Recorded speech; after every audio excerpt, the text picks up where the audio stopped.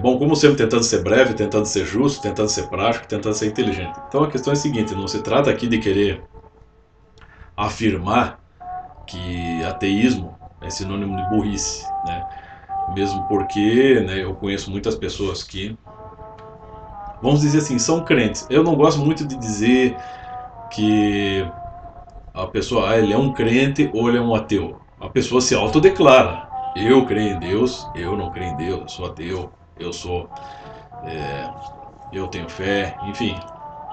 Então, levando em conta o que as pessoas declaram e como as pessoas, vamos dizer assim, justificam, né, o que declaram com relação a isso, o acreditar ou não acreditar na existência de Deus, né?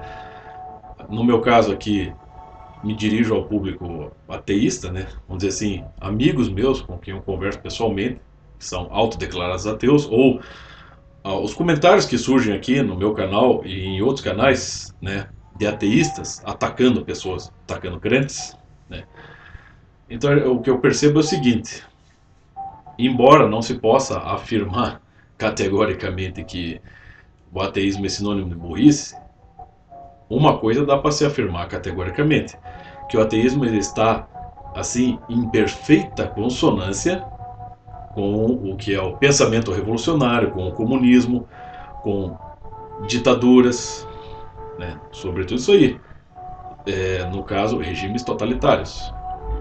Você pega qualquer regime totalitário, você pega a União Soviética, você pega Cuba, China, você pega o leste europeu, você pega na Albânia, enfim, né? Qualquer país onde de fato o comunismo, né, foi instalado, foi estabelecido, a primeira coisa que se tentou perseguir e que se tentou eliminar foi o quê? As religiões, sobretudo o cristianismo, porque o comunismo ele é uma criação, ele é próprio do espírito ocidental, né, essa coisa revolucionária. Mas sem querer fugir muito do assunto, a questão é a seguinte: é que pessoalmente, assim, no trato pessoal com amigos meus que são ateístas, só fazendo um parênteses aqui, não quer dizer que o cara que é crente, que crê em Deus, tem fé, seja necessariamente inteligente, porque eu conheço muitas pessoas que se autodeclaram, né, crentes, pessoas que têm fé em Deus e que são burras pra caralho, né? E isso não tem nada a ver com o fato de elas crerem ou não, né? Por exemplo, um cara, ele pode ser um as no volante, ele pode saber dirigir muito bem, pode ter uma paixão por carros, mas ser uma besta quadrada para quaisquer outras coisas na vida, entendeu? Então, assim, mas o que eu percebo em muitos amigos meus, mais pessoalmente, não os caras que vêm comentar aqui, os caras que vêm me xingar, mas é que eles têm uma preguiça, né? Eles não têm o interesse também de ler a Bíblia. Não é isso que eu falo. Tem um amigo meu que ele vive afirmando, e eu já expliquei para ele milhões de vezes que ele está enganado. Ele chega para mim e diz: ah, isso aí é tudo fábula, a Bíblia é tudo fábula. Eu falei: ó, cara, pera lá, você já está confundindo as coisas. Uma coisa é você querer, vamos dizer assim, se você tem interesse em provar que a Bíblia, vamos dizer assim, é uma história inventada, puramente inventada, tudo bem, mas você vai ter que pesquisar, você vai ter que se interessar, vai ter que lê-la e relê-la, pegar ela na língua original, né? Seja em aramaico, seja em grego, né? Você vai ter que estudar diversas edições, você vai ter que estudar a história da Bíblia, você vai ter que rastrear muita coisa aí, né? E olha, isso é missão, assim, por uma vida toda, quase. Mas o cara pode querer provar, ele pelo menos ele seja justo, pelo menos ele seja leal. Agora ele chega e já afirma: isso é tudo fábula. Eu falei: não, pera lá, você já começa se enganando no básico. Como eu disse, você pode até duvidar que a Bíblia esteja falando a verdade. Agora, você já confundir texto histórico com fábula já não dá. O Velho Testamento, vamos dizer, ele é um texto histórico. Mesmo que você queira afirmar que ele vamos dizer assim, são fatos inventados para formar, beleza. Mas ele propriamente é um texto histórico. E os evangelhos constituem documentos de testemunho. É isso. né? Então você não pode já... O cara já começa a se confundir na questão do gênero literário, meu Deus do céu. Né? Então o cara já vem afirmar. Isso que é um cara que tem quase 30 anos. O cara tem uma mentalidade de 12, de 13, né? Então, daí o cara, outro vem dizer assim, eu sei que você não pode provar que Deus existe, da mesma maneira que eu não posso provar que ele não existe. Eu falei, cara, você não é o dono da conversa, meu.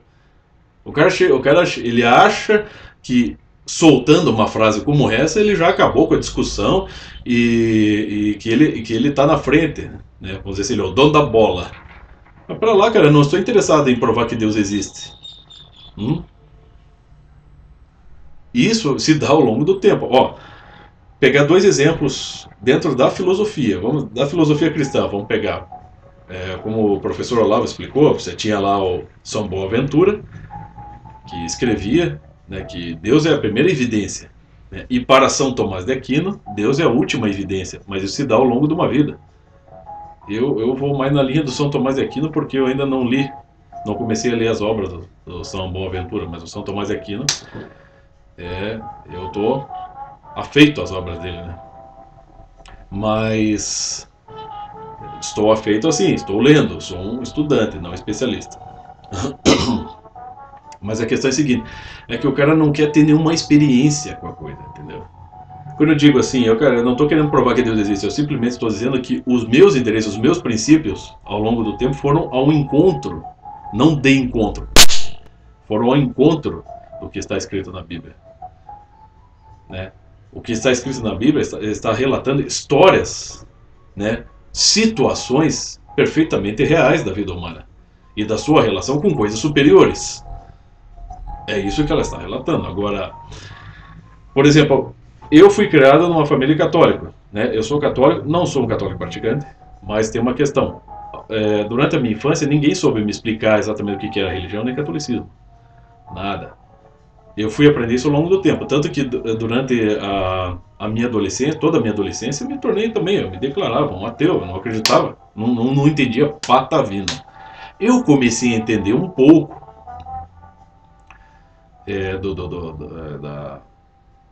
por exemplo, da situação ali vivida nos evangelhos por Jesus Cristo, quando isso é uma coisa que eu gosto, eu que escuto muito rock and roll, heavy metal, você tem um trecho da música do Sympathy for the Devil, do Rolling Stones, em que ele fala, né, é o demônio se apresentando, né, a letra é meio, ela é como se fosse um ritual, né, e o demônio falando em versos.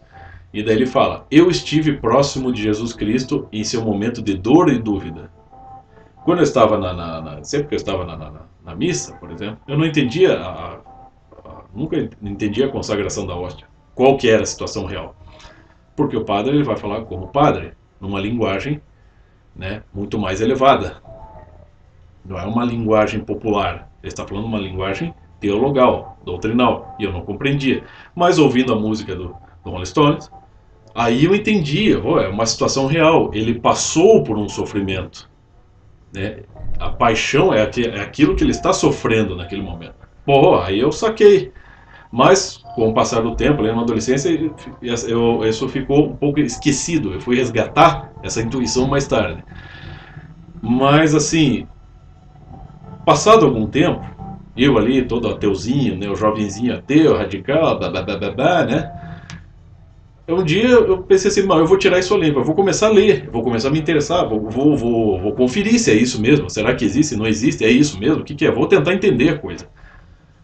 E algo do que eu já tinha vivido na vida até ali, o que eu tinha aprendido, né, valores que eu tinha assimilado, eu falei, pera lá, mas aqui ele está falando, aqui tal trecho aqui, dos provérbios, ou no Salmo, ou nos evangelhos, né, estão descritas situações em que, pera lá, mas eu vivi essa situação, isso é real, eu estou aqui. Você pega lá o provérbio sobre a hipocrisia, eu sou aquele cara mesmo, eu sou exatamente aquele hipócrita, eu tenho que melhorar. Então ele está, por meio de versos ou de sentenças de sabedoria, ele se articula com a sua experiência. Como o professor Olavo fala, não se trata de você assimilar uma sentença, decorar uma sentença e ficar carimbando todo mundo. Se você vai lá nos provérbios, e você lê sobre a hipocrisia, não é para você ficar imaginando, quem que é hipócrita aqui? É bem que eu sabia, aquele lá que é hipócrita. Não é assim, é um espelho aquilo, cara. Você se vê aquilo ali.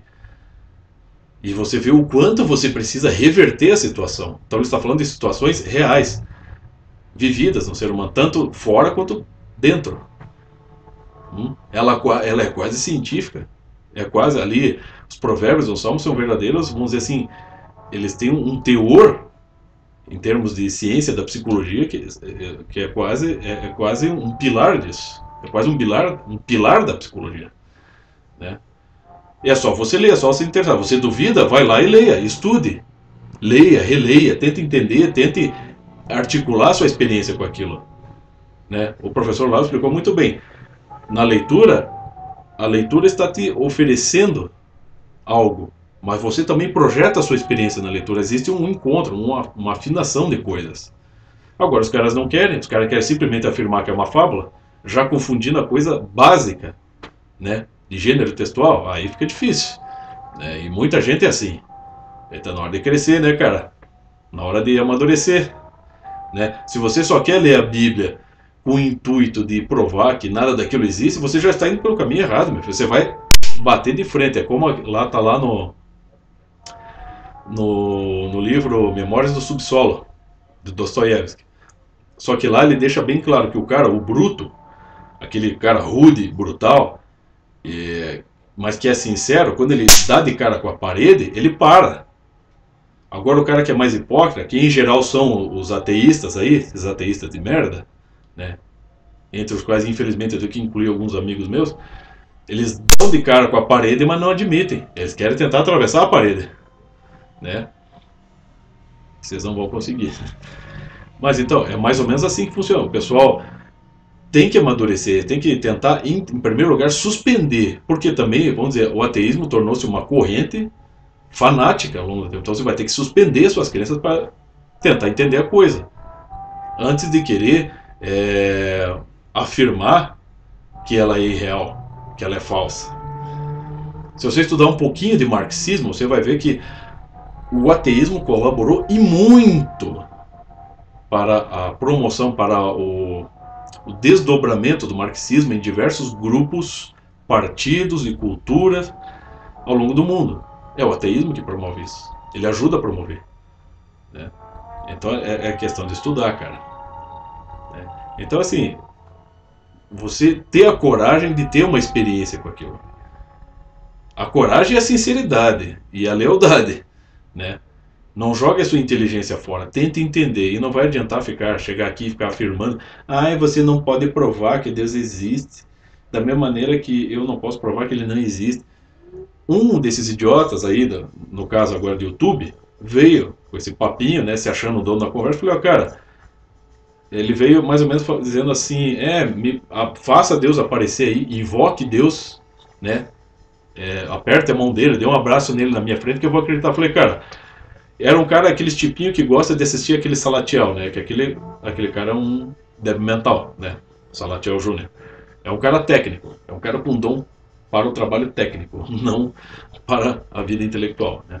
Mas é metido a querer ser um intelectualzinho, né? O cara que, o detrator mor, né, da Bíblia. E daí ele veio, e era um cara que estava defendendo esse Salatiel Júnior na ocasião. Eu falei assim: cara, eu vou provar que Deus existe para você e trazer ele aqui do meu lado, se você provar nesse momento que cor de cueca o Salatiel está usando, né? Daí ele até respondeu na hora: ele está usando uma cueca vermelha, tipo assim, né, para trollar mesmo. Eu falei: é mesmo? Mostra a cueca, né? Então é assim, quando o cara não quer nada sério, você tem que, né, ser cínico. Você tem que trollar mais ainda. Agora, quando o cara quer conversar sério, opa, vamos sentar e fazer uma mesa redonda. Vamos aprender juntos. Ninguém aqui sabe mais que o outro. É mais ou menos assim. Beleza? Valeu!